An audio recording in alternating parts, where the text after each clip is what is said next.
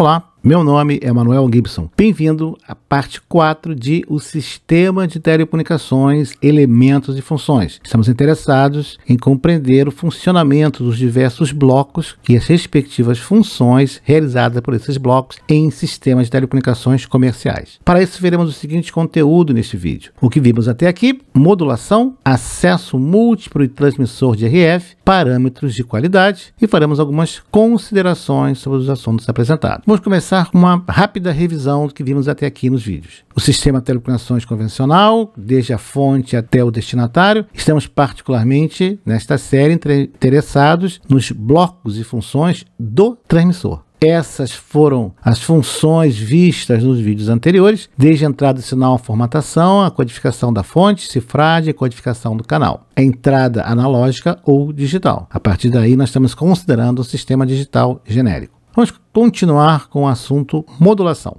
Aí temos algumas das funções, dos processos atribuídos à modulação, trabalhando com símbolos, e depois acesso múltiplo. A modulação, cada tipo de modulação vai apresentar características próprias, vantagens e desvantagens para cada tipo de canal, tanto em complexidade, resistência a ruído. Como regra geral, quanto maior a eficiência espectral da modulação, quanto maior a taxa dentro de uma mesma largura de banda, menor a resistência ao ruído. Sistemas de altíssima eficiência espectral que transmitem faixas elevadíssimas de transmissão de dados em baixas ou pequenas larguras de banda são mais sensíveis ao ruído. A modulação tem como finalidade aumentar a eficiência de transmissão, taxa de bits dentro do canal, adaptar a largura de banda proporcional do sinal, redução do ruído ou resistência ao ruído e da interferência, e alocação de frequência e multiplexação. A taxa de erro em sistemas digitais, basicamente em relação ao sistema, é a função do tipo de modulação utilizada e da relação sinal-ruído do canal. Até mesmo a dimensão da antena de um sistema é função da modulação pelo processo de conversão de frequência, heterodinagem. Considere, por exemplo, um sistema de radiodifusão em FM. A faixa de operação desse sistema estende-se cerca de 88 a 108 MHz, o que vai nos levar a antenas da ordem de 1,5 m de comprimento, um dipolo de meia onda sintonizado em 100 MHz, o meio da faixa aproximadamente. Caso o sinal não fosse modulado para alta frequência, a antena para transmissão do sinal de áudio seria da ordem de centenas de quilômetros, inviável. Junto com a formatação, a modulação forma os dois processos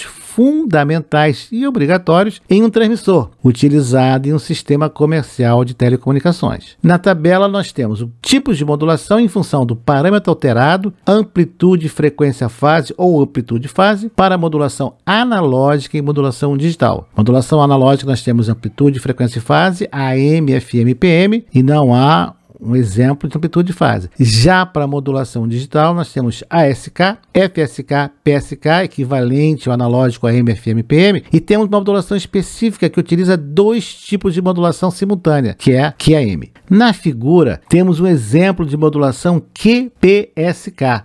Observe o sinal polar NRZ, você já viu essa expressão aqui no vídeo, numa taxa de bits RB, bits por segundo. Passa por um conversor serial paralelo, divide em dois feixes agora com metade da taxa, RB sobre 2. Esse sinal digital agora vai alimentar dois misturadores, o I em fase, Q e quadratura. Observe que o sinal de quadratura, ele passa por a defasagem de π sobre 2, do seno nós obtemos um cosseno. Então, um feixe de dados modula uma portadora em seno e o outro a portadora em cosseno. Os sinais são somados e é transmitido, nós temos o sinal QPSK. À direita da figura, nós temos, para o exemplo mostrado, 4 pontos da constelação. Se são 2 bits de cada vez, nós temos 4 possibilidades. No exemplo mostramos, por exemplo, a sequência de bits 11 mais 45 graus em relação, por exemplo, a I. Percebeu? Utilizamos 14 slides em 2 vídeos para começarmos a arranhar o assunto modulação. Só isso já é um forte indício da importância dessa técnica em sistemas de telecomunicações. Vejamos agora acesso múltiplo e transmissão de RF. A ideia, mais uma vez, do acesso múltiplo é o compartilhamento do meio. As técnicas mais usuais são FDMA, TDMA e CDMA. Vejamos agora o transmissor de RF. Um detalhe detalhe importante que a saída é uma forma de onda analógica. Até agora todo o processamento digital, mas agora tem uma forma analógica. Vamos ver como isso acontece. O que tem dentro do transmissor? Quais são as funções que ele executa? Muito simplificadamente, o transmissor de RF é constituído por um misturador, o oscilador local do transmissor e amplificador de potência de RF. Na entrada do misturador, nós temos uma ou mais portadoras senoidais moduladas com a informação que desejamos transmitir. Sim, é um sinal analógico, modulado analógica ou digitalmente. O sinal é de baixa potência, mas contém toda a informação das fontes multiplexadas. Este componente, o misturador de frequências, recebe esse sinal fixo em frequência ou não, no caso de idade de frequência, oriundo do oscilador local. Então vem um sinal do oscilador local, frequência, e é misturado com a informação. A frequência resultante é específica para o sistema, ou um conjunto de frequências, no caso de agilidade de frequência. A potência de saída do misturador ainda é baixa, de ordem de poucos miliwatts. O processo é denominado conversão de frequência ou heterodinagem. Recebe uma frequência de sinais e recebe outra do oscilador local. E faz uma mistura. O processo reverso, obviamente, vai ocorrer no receptor. O oscilador local do transmissor gera frequência ou grupos de frequências portadoras atribuídas ao sistema. A potência de saída desse oscilador local deve ser adequada à entrada do misturador. Quanto mais estável esse oscilador, maior exatidão em frequência da portadora transmitida. A função do amplificador de potência de RF agora é amplificar o sinal recebido oriundo do misturador até o nível especificado pelo sistema, geralmente regulado por determinação da Anatel, que poderá ser da ordem de alguns miliwatts até dezenas de quilowatts. O amplificador deve ainda entregar ao sinal amplificado a antena com as perdas de casamento reduzidas ao mínimo. Além do processo de amplificação, também requer-se a filtragem do sinal de saída para minimizar seus efeitos de interferência, por exemplo, em canais adjacentes. A antena também é fundamental no correto desempenho do sistema. Fizemos alguns parâmetros de qualidade. Como é que nós vamos avaliar se nosso sistema está dentro daquilo que foi contratado ou especificado? Como é que nós caracterizamos a qualidade? Nós temos alguns parâmetros de qualidade que nós podemos utilizar. Alguns são demonstrados aqui apenas. Relação sinal-ruído, relação portadora-interferência, relação energia média do bit, densidade espectral de ruído, taxa de bits errados, relação sinal-ruído-distorção para ruído-distorção, a SINAD, e um QoS que nós podemos ter dezenas diferentes. Vamos começar por relação sinal-ruído. É a relação entre a potência do sinal desejado e a potência de ruído dentro da banda de operação, geralmente expressa em dB. Cada sistema especifica uma relação sinal-ruído mínima de operação para uma determinada qualidade de comunicação. Temos agora a relação portadora-interferência. Em sistemas móveis celulares é usual expressar essa relação C sobre I, carrier, de C.